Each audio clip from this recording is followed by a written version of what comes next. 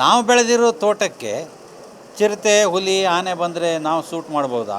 ಹೊಡೆದು ಎನ್ಕೌಂಟ್ರ್ ಮಾಡಿ ಸಾಯಿಸ್ತಾರಂದರೆ ಎಲ್ಲಿ ತನಕ ಬರುತ್ತೆ? ಮನುಷ್ಯರಿಗಿಂತ ಹೆಚ್ಚಿಗೆ ಬೆಲೆ ಕಾಡು ಪ್ರಾಣಿಗೆ ಆಯ್ತಾ ಈ ರಾಜ್ಯದಲ್ಲಿ? ರೈತರ ತೋಟಕ್ಕೆ ಬಂದಿತ್ತಿದ್ದಂಗೆ ಅವ್ರು ನೋಡ್ಕೊಳ್ಲಿಕ್ಕೆ ಸಾಧ್ಯನಾ? ಅರಣ್ಯ ಇಲಾಖೆಯವರಿಗೆ ಒಂದು ಅರಣ್ಯ ಸಚಿವರಿಗೆ ಒಂದು ಪ್ರಶ್ನೆ ಕೇಳಲಿಕ್ಕೆ ಇಷ್ಟಪಡ್ತೀನಿ. ವನ್ಯಜೀವಿ ಸಂರಕ್ಷಣಾ ಪ್ರದೇಶಕ್ಕೆ ಸಾರ್ವಜನಿಕರು ಹೋದರೆ ಇವರು ಸೂಟ್ ಮಾಡ್ತಾರೆ.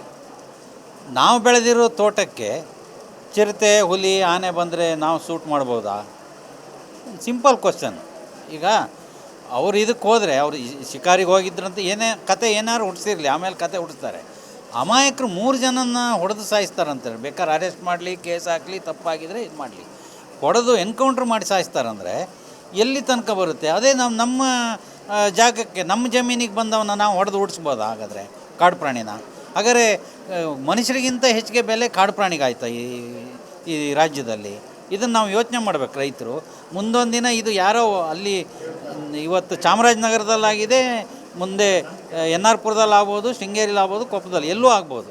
ಇದೊಂದು ಮೂಲಭೂತ ಪ್ರಶ್ನೆ. ಈಗ ಅವರು ಜಾಗಕ್ಕೆ ಇದು ಮಾಡಿ ಇನ್ನೊಂದು ಹೇಳ್ತೀನಿ ನಾನು, ಅವರ ಪ್ರಾಣಿಗಳನ್ನ ಅವ್ರ ಜಾಗದಲ್ಲಿ ಸಂರಕ್ಷಣೆ ಮಾಡ್ಕೊಳ್ಳಿ. ನಾವು ಕಾಲಿಡಲ್ಲ. ಅವ್ರ ಕಾಡೊಳಗೆ ಅವರು ಸಂರಕ್ಷಣೆ ಮಾಡ್ಕೊಳ್ಳಿ. ರೈತರ ತೋಟಕ್ಕೆ ಬಂದಿತ್ತಿದ್ದಂಗೆ ಅವ್ರು ನೋಡ್ಕೊಳ್ಲಿಕ್ಕೆ ಸಾಧ್ಯನಾ? ಇದು ಮೂಲಭೂತ. ಇವತ್ತೇನು ಎಲ್ಲ ಕಡೆ ಮೊನ್ನೆ ಜೈಪುರದಲ್ಲಿ ನೀವು ನೋಡಿದ್ರಿ, ಕಾಡ್ಕೋಣ ತಿವಿದು ಒಬ್ಬ ಸತ್ತೋದ. 30-40 ಕಾಡ್ಕೋಣ ಇದ್ದಾವೆ ಸುತ್ತಮುತ್ತ. ಡ್ರೋನಲ್ಲಿ ಬೆರೆಸ್ತೀವಿ ಅಂತಾರೆ. ಬೆರೆಸ್ಲಿ ಅವರು. ಆದರೆ ಅಮಾಯಕರು ಯಾಕೆ ಹಿಂಗೆ ಬಲಿಯಾಗ್ತಾ ಹೋಗಬೇಕು? ಇದು ದ್ವಂದ್ವ ನೀತಿ ಅಲ್ಲ. ಇದಕ್ಕೆ ಒಂದು ಮುಂದಿನ ದಿನಗಳಲ್ಲಿ ಇದೇ ಥರ ನಡೀತಾ ಹೋದರೆ ರೈತರು ಸುಮ್ಮನೆ ಕೂರಲ್ಲ. ನಾವು ರೈತ ಒಕ್ಕೂಟದವರು ಈ ವಿಷಯದಲ್ಲಿ ರೈತರ ಪರವಾಗಿ ನಿಲ್ಲಬೇಕಾಗತ್ತೆ.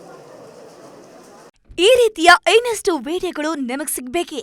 ಹಾಗಾದ್ರೆ ಈಗಲೇ ನ್ಯೂಸ್ ಮಲ್ನಾಡ್ ಚಾನೆಲ್ನ ಸಬ್ಸ್ಕ್ರೈಬ್ ಆಗಿ, ಕೆಳಗಿರೋ ಸಬ್ಸ್ಕ್ರೈಬ್ ಬಟನ್ ಮೇಲೆ ಕ್ಲಿಕ್ ಮಾಡಿ ಉಚಿತವಾಗಿ ಸಬ್ಸ್ಕ್ರೈಬ್ ಆಗಿ.